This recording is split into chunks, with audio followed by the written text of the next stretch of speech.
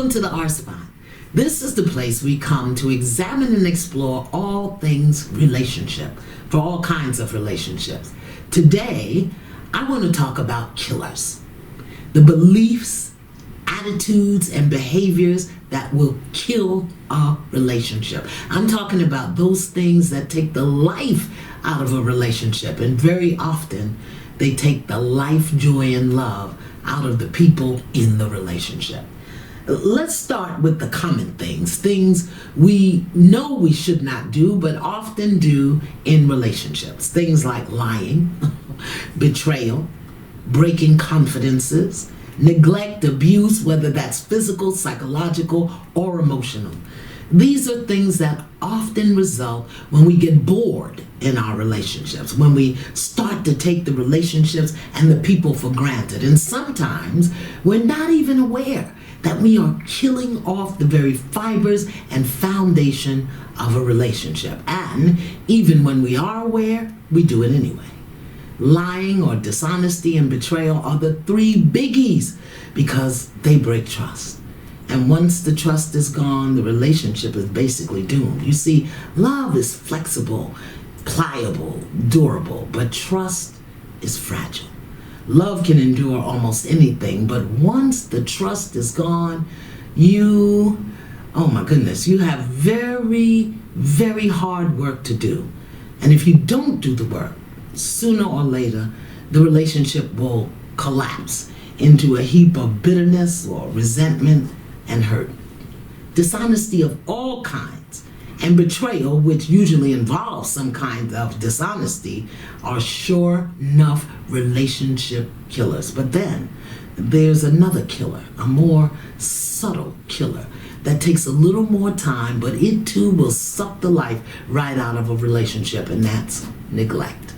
Remember that a relationship is a living thing. It moves and breathes in the heart of the people involved. So when people neglect the life of the relationship, those with whom you're having a relationship, the thing is going to die. It's going to die an unnatural death. So it is absolutely essential that you develop and practice good relationship care. Good relationship care. Things like kindness and compassion, appreciation, and the consistent demonstration of you matter to me. You matter to me. Now, this will be different for everyone. It will be different for different types of relationship. Some people don't care if you ever buy them a birthday present. Others will die if you don't. Some people can survive a week or a monthly call. Others want to hear from you every day. So depending upon the nature of the relationship, some people will need to hear, I love you and thank you, and you look really nice. Others could give less than a hoot.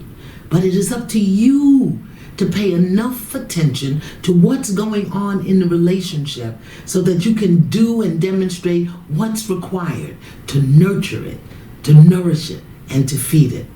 Neglecting the people you care about and those who care about you, that is not going to turn out well for you. I don't care what kind of relationship you're in. When you stop showing that you care, when you allow little slights and hurts to add up, when you stop demonstrating respect and care and concern for one another, you are neglecting the relationship. When you stop connecting, when you stop having fun, when you stop demonstrating appreciation, these are all forms of neglect.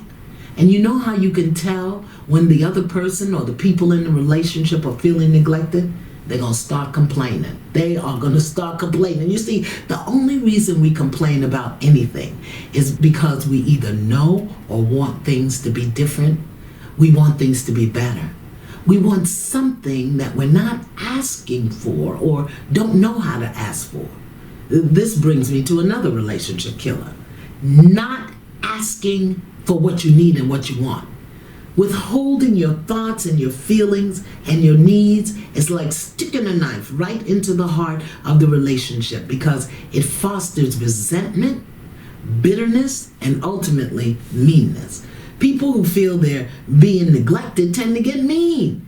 And when you're in a relationship with someone, regardless of the nature of relationship, it's on you to let the other person know what you want and what you need. I mean, I am always amazed at the number of people who seem to think that their parents, their friends, even their children are mind readers.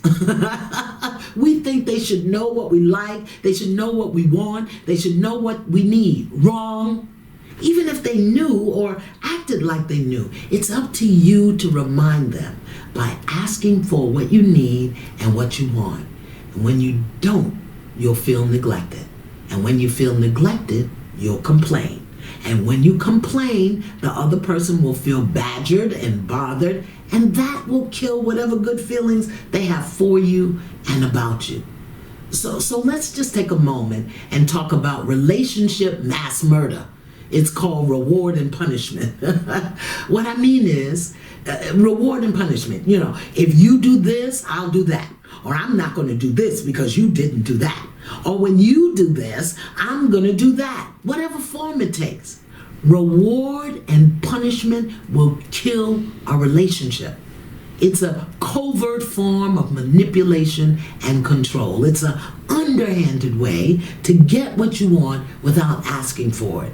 It's also a way to try and force people to prove that they care about you. When you love or care about someone, you must give of your heart and yourself without expectation of reward or recognition. Sure, you don't want to always be the one doing and the one giving, but you can't give expecting something in return unless you ask for it. Give because it makes you feel good, not because you need, want, or expect anything. And when it feels like you are giving, and getting nothing in return, when you feel neglected or unappreciated or overlooked or dishonest, then you might want to do a relationship assessment. You might want to consider or reconsider why you're in that relationship. We've already talked about that. Why? Why are you there? You know, as human beings, we are messy and sometimes crazy and very forgetful. And yes, we can and often do take each other for granted. However, since we train people how to treat us and we give them permission and an invitation to do so, only we can say when enough is enough. Reward and punishment is not only a relationship killer, it will murder your sense of value and worth, because the other person may have no idea that you are expecting something in return for what you're giving. And if you are giving and not getting what you need, want, or desire, either you haven't asked for it or you're in the wrong relationship.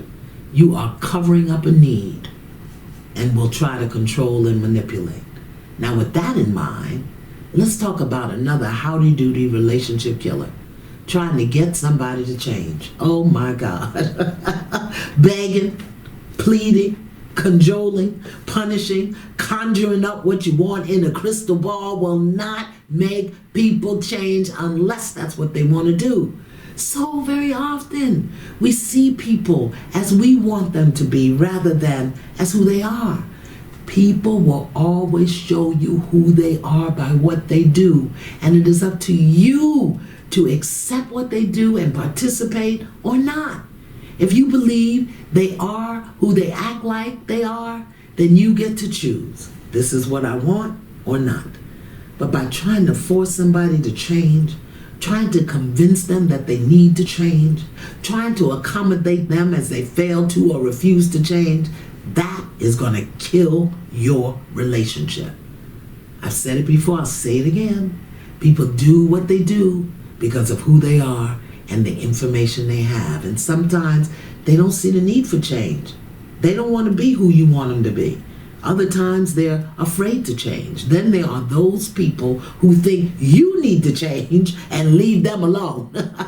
Whatever the case may be, please know that you cannot make people change. They have to choose for themselves. So before I go, here's a few other relationship killers I'd like to bring to your awareness, just so that you can have them, okay? The need to be right. Fighting for the need to be right. Fighting and having a need that everything go your way. refusing to consider how the other person in the relationship may feel or think.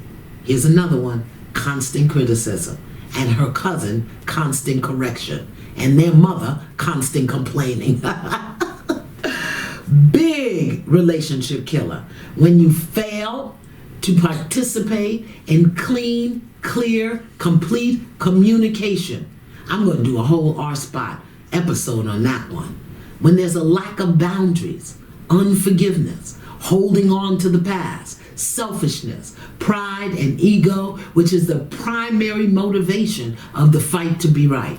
Failure to acknowledge your wrongs, failure to apologize when you make a mistake, disrespect in the form of name-calling, threats, and all other forms of demeaning or diminishing the other person, repetitive broken promises, laziness in the bed and in general, okay, taking and not giving, constant drama and conflict with your partner, infidelity, jealousy, technology, always on the phone, stress, bad gossip about your partner or the other people you're in relationship with. I mean, I could go on and on about the little things that can kill a relationship.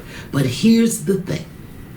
What you do and how you do it, if you do it, and when you do it, matters to the life of a relationship. All relationships have their ups and downs. People grow and learn and change moment by moment.